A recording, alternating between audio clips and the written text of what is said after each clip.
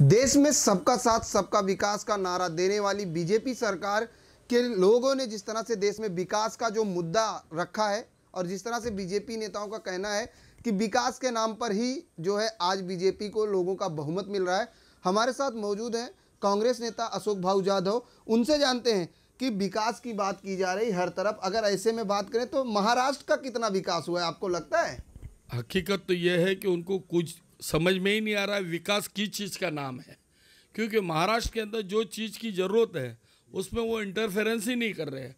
आज किसान की हालत ख़राब है, आप समझ नहीं पाओगे किसान की परिस्थिति कितनी है। आज जितने पानी के जो प्रोजेक्ट है वो सब बंद किए, इनके पास फंड नहीं है। सिर्फ स्पेशल ट्रेन, बुलेट ट्रेन, और ये इससे लोगों का क्या होगा? लोगों को आज जो नौकरियां कर रहे हैं, आज L&T जैसे कंपनी के अंदर से 40,000 लोग कम किए गए क्योंकि जॉब नहीं है। आज अगर लोग चाहते, जो पढ़े लिखे लोग हैं, इंजीनियर बन रहे हैं, CA बन रहे हैं, वो चाहते हैं कि उनको जॉब मिले। आज ऐसा हुआ कि GST आने के बाद पता ही नहीं चला, जो CA थे वो भी घर में बैठ गए कि लोगों ने उनको बुलाना बंद कर दिया कि बोले GST आप नहीं समझ पा रहे हो।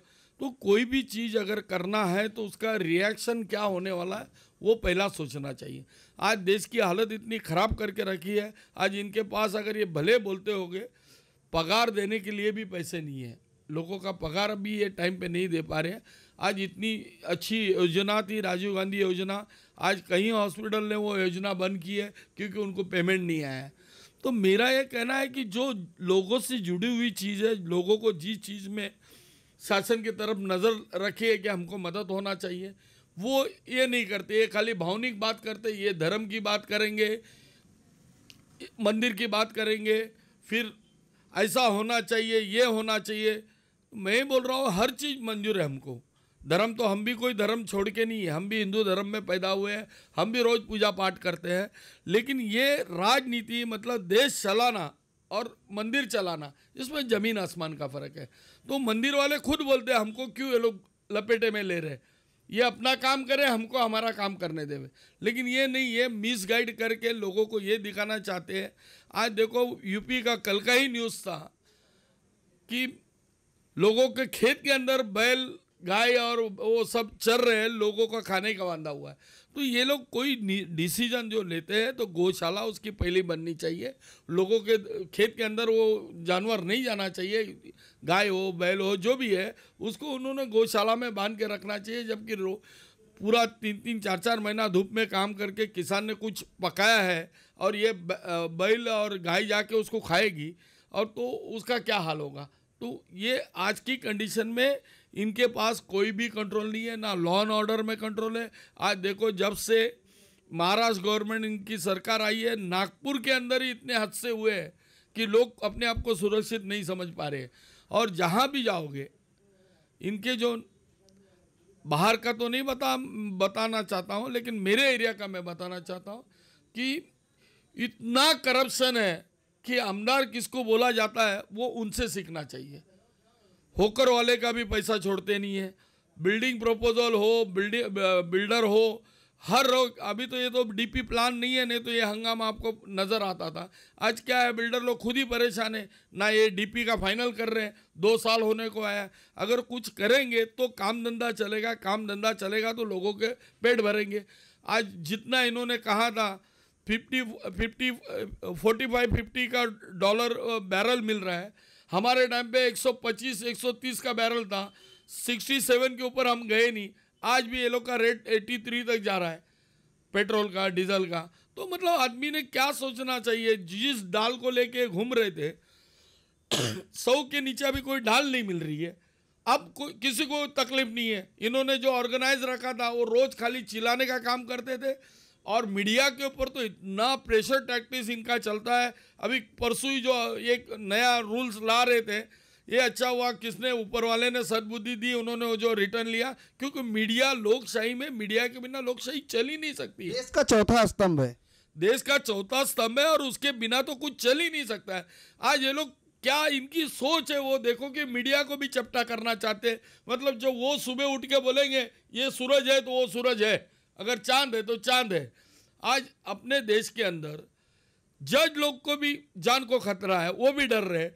मतलब लोकशाही बची कहाँ, और इनको शासन चलाना है तो किस ढंग से चलाना है। लेकिन जिस तरह से बीजेपी ये कहती है कि बंटवारे की राजनीति कर रहे हैं, कांग्रेस के ऊपर भी आरोप लगे थे, राष्ट्रीय अध्यक्ष राहुल गांधी के ऊपर भी ऐसे आरोप लगाए गए कि देश में जो है राजनीति जो हो रही है वो बंटवारे की कर रहे हैं। क्या लगता है, क्या वास्तव में बंटवारे की राजनीति आज सक्सेस है?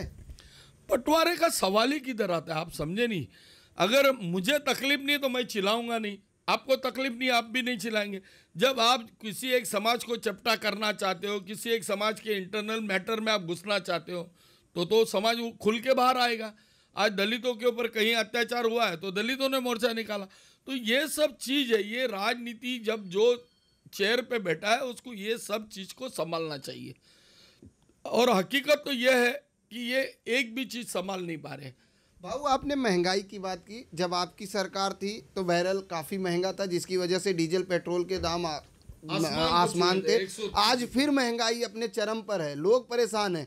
लेकिन उस वक्त जब बीजेपी विपक्ष में थी तो यही स्मृति ईरानी, हेमा मालिनी सब रास्ते पर उतरकर जो है दाल और सिलेंडर लेके बैठे थे। आज क्या वजह मानते हैं कि विपक्ष कमजोर है? क्योंकि विपक्ष लगातार प्रोटेस्ट कर रहा है लेकिन कुछ भी असर नहीं हो रहा। सरकार, एक बात बताता हूँ, विपक्ष कहीं भी कमजोर नहीं है। राहुल गांधी एकदम परफेक्ट अटैक कर रहे हैं, लेकिन मीडिया के ऊपर इतना कंट्रोल इन्होंने रखा है कि आधा घंटे के बाद वो न्यूज़ दोबारा नज़र भी नहीं आती इनके खिलाफ के। अगर इनके खिलाफ में किसी ने बोला तो वो देशद्रोही बन गया। तो मीडिया को तो ये तो उठा के अंदर डाल देंगे अगर दिन भर में राहुल गांधी की अगर न्यूज़ बताई तो ये लोकशाही बची नहीं है। ऐसा कभी हुआ नहीं था, ना कभी होगा, क्योंकि लोकशाही में ये सब चीज़ नहीं चलती है। महंगाई को लेकर अशोक भाऊ यादव ने पहले भी स्टेशन के बाहर जो है महंगाई मोर्चा निकाला था। अभी किस तरह की प्लानिंग है? क्योंकि आज मुंबई कांग्रेस अध्यक्ष साइकिल रैली निकाल रहे हैं। अशोक भाऊ यादव का क्या प्लान है महंगाई को लेकर? देखो, हमारे जो नेता है संजय निरुपम, वो एक चीज़ भी इनकी छोड़ते नहीं है, हर चीज़। और कहीं कहीं ये लोग बोलते हैं कि कांग्रेस वाले विरोधी पक्ष में भी नज़र नहीं आते, लेकिन मीडिया अगर चाहेगा तो हमारे रोज के प्रोग्राम है उनके खिलाफ में। जहाँ जहाँ भी ये लोग मस्ती करते हैं हम रोज उनके खिलाफ में मोर्चे लगाते हैं, सब लगाते हैं। लेकिन क्या होता है, आधा घंटा या 10 मिनट के बाद में हमारी न्यूज़ दोबारा दिखती नहीं है। तो ये जो न्यूज़ को जो प्रेशर टैक्टिक्स में इन्होंने दबा के रखा है, जब तक खुल के, क्योंकि देखो उस टाइम 2 रुपया अगर पेट्रोल का बढ़ता था तो 24 घंटा न्यूज़ चलती थी। आज 9 रुपया पेट्रोल का बढ़ा है, 7 रुपया डीजल का बढ़ा है, लेकिन कोई न्यूज़ नहीं चलती है। और इन्होंने जो रास्ता खोला है पेट्रोल डीजल का कि रात को 2 बजे भी अगर कुछ भाव बढ़ता है तो कोई पूछने जा नहीं सकता है, इन्होंने उनको फ्रीडम दिया है। तो ये नहीं चलता है। अगर इनको पेट्रोल डीजल अगर लोगों को राहत दिलाना है तो उसको भी जीएसटी में ले लो, लोग तुमको नाम नहीं रखेंगे। और मैं चाहता हूँ कि राजीव गांधी योजना जो है गरीबों की, क्योंकि आज अस्पताल में कोई गरीब अपना इलाज करने नहीं जा सकता है। एक बार अगर हॉस्पिटल में कोई गरीब गया तो 8 से 10 लाख रुपया उसको खर्चा आता है। और वही काम राजीव गांधी योजना के अंदर हम लोग 1.5 लाख के अंदर करते थे और बढ़िया करते थे। मैंने खुद 350-400 आदमी का हार्ट का ऑपरेशन किया हूँ और आज भी लोग दुआ दे रहे हैं और रोड पे चल रहे हैं, कोई दिक्कत नहीं है। तो ये सोच इनको रखनी चाहिए। सिर्फ इनके भाषण में सोच है, काम में सोच नहीं है। भाषण में सोच है, काम में सोच नहीं है। भाऊ, अगर हम आपने कहा विकास की बात, अगर हम बात करें तो अंधेरी विधानसभा में एक काफ़ी स्लम इलाका है, गिलबर्ट हिल, डोंगर। आखिर वहाँ पर विकास कब होगा? क्योंकि वहाँ की जनता, जब हमने जायजा लिया तो यही सवाल है कि आखिर हमारा विकास कब होगा। ऐसे में आप आमदार थे, आपने भी शुरुआत की थी विकास लाने की, लेकिन चुनाव आया और फिर दूसरे आमदार हुए। अभी क्या लगता है किस तरह का विकास कार्य चल रहा है? क्या आने वाले समय में गिलबर्ट हिल के लोगों को विकास होगा? मेरे हिसाब से तो विकास होना चाहिए। हमने काफ़ी मीटिंग ली थी, जो डेवलपर था उनको भी हमने साथ में लेके खड़े रह के बात किया था। डेवलपर ने बहुत बढ़िया स्कीम भी दिया था हमको कि हम 0 बजट में इनको घर, मतलब 0 मेंटेनेंस में घर देंगे। वो प्रोजेक्ट चालू भी हुआ और ये गवर्नमेंट आने के बाद पता नहीं मेरे को क्यों रुका है, क्योंकि ये जो स्कीम है एसआरए का कैसा है, अगर एक बार अप्रूवल मिलने के बाद वो एंड तक चलना चाहिए और शासन ने उसके ऊपर ध्यान भी रखना चाहिए क्यों रुका है, क्या के लिए रुका है। और हम चाहते हैं सरकार किसकी भी हो, लेकिन गरीबों को घर उनके टाइम पे मिलना चाहिए। गरीबों को घर उनके टाइम पे मिलना चाहिए, क्योंकि आर्थिक राजधानी मुंबई कही जाती है, जहां पर हर कोई चाहता है कि उसका एक आशियाना हो, अच्छे से रहे, उसको मूलभूत सुविधाएं मिले। भाऊ एक सवाल ये, 2019 का चुनाव आने वाला है, ऐसे में जिस तरह से यूपी में बुआ और बबुआ की राजनीति महंगी पड़ी बीजेपी के लिए, दोनों सीटें जो है इस सपा के झोली में गई, क्या लगता है 2019 का चुनाव कांग्रेस की क्या रणनीति होगी? देखो, रणनीति और राजनीति जिस ढंग से चलना चाहिए उस ढंग से नहीं चल रही है। अभी इन्होंने नया एक स्कीम निकाला है, 5 लोगों को स्टेट मिनिस्टर बनाया। हाँ, तो देखो, यही अगर उनको सोच ये उनकी है तो जिस चीज़ में वो कमज़ोर गिर रहे हैं उसके खिलाफ में पाँचों महाराज उनके खिलाफ में थे कि मोर्चा निकालेंगे, इनके खिलाफ में चलेंगे। कंप्यूटर बाबा नर्मदा यात्रा शुरू करने वाले थे, कई ऐसी जो है यात्रा शुरू होने वाली थी खिलाफ, लेकिन जब स्टेट मिनिस्टर का दर्जा मिला तो शायद यात्रा पर उन्होंने साफ तौर से कहा कि हम यात्रा नहीं कर रहे हैं। नहीं, लेकिन मेरी विनती है उनसे कि आपने जो काम हाथ में लिया है उसके लिए स्टेट मिनिस्टर की दर्जे की आपको ज़रूरत नहीं है, जनता उनके साथ में है। अगर वो खाली निकल भी पड़े तो जो काम उनकी सोच में है कि नर्मदा का जो काम होना चाहिए वो गवर्नमेंट में जाके उनसे नहीं होगा, क्योंकि देखो गवर्नमेंट में जाने के बाद उनके हाथ बंधे रहेंगे, कुछ काम नहीं होगा। अपोजिशन में खड़े रह के लोगों का जो काम नहीं हो रहा है वो इनको खड़ा रह के करके लेना चाहिए। और उनकी जो इमेज है वहाँ पे, उसको डर के गवर्नमेंट ने उनको एमओएस का पोस्ट दिया है, कोई प्यार से नहीं दिया है, कि उनसे मोहब्बत है बोल के नहीं दिया है, क्योंकि कल ये मोर्चा निकालेंगे तो हमको इलेक्शन लड़ना मुश्किल होगा, ये बीजेपी को डर है। और उस डर के बहाने ये इनको गुमराह कर रहे हैं कि आपको हम स्टेट मिनिस्टर बना रहे, लेकिन उनकी खुद में इतनी शक्ति है महाराजों में कि वो स्टेट मिनिस्टर उनके सामने कुछ भी नहीं है। वो पोस्ट को क्यों जाना है उनको? जब जनता उनके साथ में है तो वहाँ का मुख्यमंत्री भी उनके पैर तक आ सकता है। लेकिन उन्होंने कल ही जब उन्होंने स्टेट मिनिस्टर का दर्जा लिया तो उन्होंने कहा कि मैंने ऐसी कोई यात्रा शुरू ही नहीं की थी।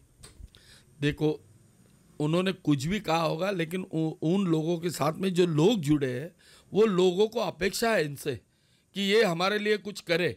आज अगर गवर्नमेंट में जाके बैठेंगे या मिनिस्टर का दर्जा लेंगे तो लोगों के बीच में आके लोगों का दर्द ये गवर्नमेंट को बता नहीं पाएंगे, क्योंकि फिर उनका वो रैंक बन जाता है। आज उनकी जो हिम्मत है, जो ताकत है कि आज वो स्टेट मिनिस्टर को तो मारो गोली, वहाँ का सीएम जो है वो एक अगर ये रैली निकाले तो इनके पैर तक आके खड़े हो जाएंगे। ये उनकी ताकत है, ये एक्चुअली उनको गुमराह करके उनकी ताकत को ख़त्म कर रहे हैं। 2019 चुनाव के लिए कांग्रेस की क्या जो है तैयारी चल रही है?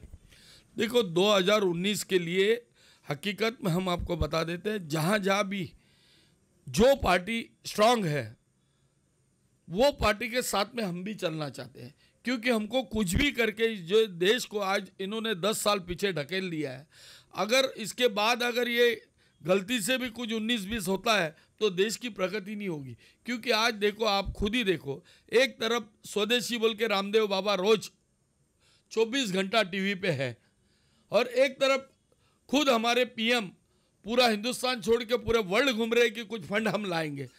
जो वो परदेशी फंड है और ये स्वदेशी है, मेरे समझ में नहीं आ रहा है दोनों हाथ में लड्डू लेके लोग कैसा चल पाएंगे। या तो इन्होंने सोचना चाहिए स्वदेशी क्या है तो स्वदेशी पूरा करे, और बाहर से फंड लाना है तो फंड लाना चाहिए। आज उनको फंड नहीं मिल रहा है, क्योंकि नेस्ले वाले का जो प्रोडक्ट इन्होंने बंद किया था उसके बाद बाहर के जो उद्योगपति है वो डर गए थे कि देश के अंदर सोच खत्म होती जा रही है, हम बाहर के आदमी यहाँ इन्वेस्ट कैसे करेंगे। चलते चलते एक सवाल, आपने कहा कि आपके ही विधानसभा में बहुत बड़ा करप्शन हो रहा है, क्या करप्शन चल रहा है आपकी विधानसभा में? अभी देखो, एक बात बोलूँ, कल ही मुझे एक लेटर और मिला व्हाट्सएप के अंदर, जो हमारे जूनियर इंजीनियर जो है राठौड़, उन्होंने लिख के दिया है कि ये आवाज़ मेरी नहीं है। मतलब क्या है, तुम्हारी दहशत कितनी है? तुम ओपन चैलेंज करते हो कि तुम्हारी जो ऑर्गेनाइजेशन है, जो इंजीनियर लोगों की, वो मेरा कुछ बाका नहीं कर सकती, पुलिस मेरा कुछ बाका नहीं कर सकता है, कमिश्नर मेरे को सामने से फ़ोन करता है। ये इतनी घमंड की क्या ज़रूरत है? तुम लोगों के प्रतिनिधि हो, तुमको लोगों के साथ में चलना चाहिए। ये लैंग्वेज तुमको, और 2 वर्ड है खाली और 25 गालियाँ है, ये वर्ड किसी को शोभा नहीं देता। अगर वो समझते होगे कि मेरी दहशत से अगर ये ऑफिसर लिख के देता है, वो ज़्यादा दिन नहीं चलता है, कोई ना कोई माई का लाल सामने आ ही जाएगा और उनको उनकी जगह दिखा देगा। क्योंकि हर जगह अभी ये आज का जो मामला हुआ है राठौड़ का, इसके बाद तो वो वार्ड ऑफिसर और डीएमसी और किसी को भी नहीं गिनेंगे, वो बोले मेरा कुछ बाका ही नहीं होता है। जैसा गए टाइम पुलिस के वो बाजू में खड़े रह के पुलिस के साथ में वीडियो आया था, पेट भर के गाली दिया, वही सेम गाली राठौड़ के टाइम पे उन्होंने दिया, वर्डिंग टू वर्डिंग सेम है। मैं चाहता हूं कि उसका लैब में भेज के, फॉरेंसिक लैब में भेज के उसका ये जानकारी लेना चाहिए, रिसर्च लेना चाहिए कि ये हकीकत क्या है। अगर वो भले कुछ भी किसका भी लेटर देवे, लेकिन गवर्नमेंट का ये काम है कि लोगों के बीच में एक गलत चीज़ आई है तो उसका क्लियरेंस देना चाहिए। आपके हाथ में एक लेटर है जिसमें काफ़ी कुछ लिखा है, आपने कुछ ऐसे काम अपने विधायक निधि से कराए थे, क्या है वो काम? ऐसा है कि गिलबर्ट हिल जो हिल है, गाँव देवी डोंगर बोलते हैं उसको, वहाँ पे जो ओरिजिनल स्टोन है वो वर्ल्ड के अंदर दो ही है, एक अपनी हिंदुस्तान में और एक अमेरिका के अंदर है। लेकिन ये स्टोन को बचाने के लिए हमने एक कोशिश की थी कि उसमें से गिरने वाले पत्थर है और उसकी बाउंड्री आजू बाजू में जो बिल्डर लोग वहाँ इंक्रोच करते जा रहे हैं, उसको बचाने के लिए मैंने 2,37,00,000 पास किया था। मैंने उसका ओपनिंग किया, वो वहाँ के जो मंदिर के ट्रस्टियों के साथ में मेरा फोटो है ओपनिंग का, और मैंने वो काम अच्छी तरह से होना चाहिए इसलिए पीडब्ल्यूडी को डाइवर्ट किया। मैंने वो स्लम बोर्ड को नहीं दिया, क्योंकि स्लम बोर्ड का जो करप्शन है वो ज़्यादा है, क्योंकि उनकी फाइल ही बनाने के लिए 40,000 रुपया लगता है।